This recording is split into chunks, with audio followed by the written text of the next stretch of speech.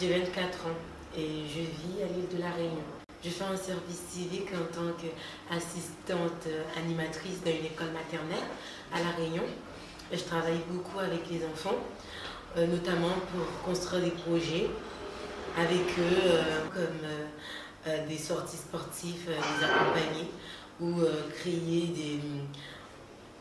du théâtre en fait pour faire rire, inventer des histoires avec les enfants, travailler sur les fruits et légumes pour les inciter à mieux aimer les fruits et légumes, à savoir que c'est des enfants de petite, moyenne et grande section, donc ils et elles ne sont pas tellement attirés par les légumes, donc on essaie de travailler là-dessus avec eux.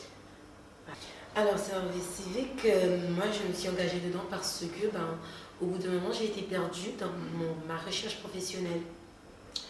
Je ne savais pas exactement ce que je voulais faire. Donc la mission locale m'a dirigée vers le service civique pour aller voir, faire des différentes missions, postuler pour différentes missions et pendant un laps de temps, 8 mois, 6 mois, et voir quel est le métier qui me correspondrait le mieux.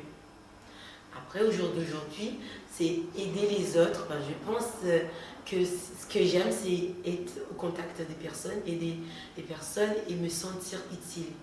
Donc, j'ai opté pour un concours de police. Jeunes filles qui sont mamans et souvent ils se retrouvent jeunes filles au foyer en train d'élever leurs enfants ils se disent que voilà, ils peuvent plus avoir d'avenir professionnel. Détrompez-vous. Sachez que autour de vous, il y a beaucoup de centres de formation.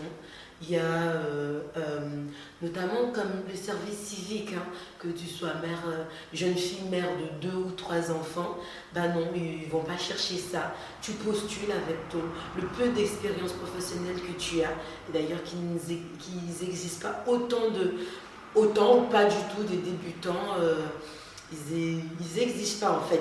Ils prennent ce que tu postules et que le profil correspond au métier cherché et qu'ils cherchent. Donc, c'est une opportunité.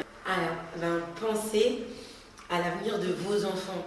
Car ce qu'on crée aujourd'hui, c'est l'avenir de nos enfants, le futur de nos enfants demain. Ainsi aussi, se sentir indépendante, c'est vraiment quelque chose de très important. Vous pouvez savoir la satisfaction que j'ai de me sentir indépendante. Car je suis notamment une jeune fille de mère de 2 enfants. Et j'ai 24 ans, donc c'est vraiment se sentir libre. Aujourd'hui, on peut constater qu'à Mayotte ou bien à La Réunion, ce sont des îles qui sont bien proches, la délinquance est en train d'évoluer beaucoup en ce moment. On ne pense pas à l'avenir. Moi, ce que je donnerais comme conseil, c'est que pensez qu'aujourd'hui, on se dit, on a 20 ans, on a 25 ans, mais au bout d'un moment, on va se poser les bonnes questions, arriver à 25 ans, à 30 ans, on va se dire, mais qu'est-ce que j'ai fait de mon avenir?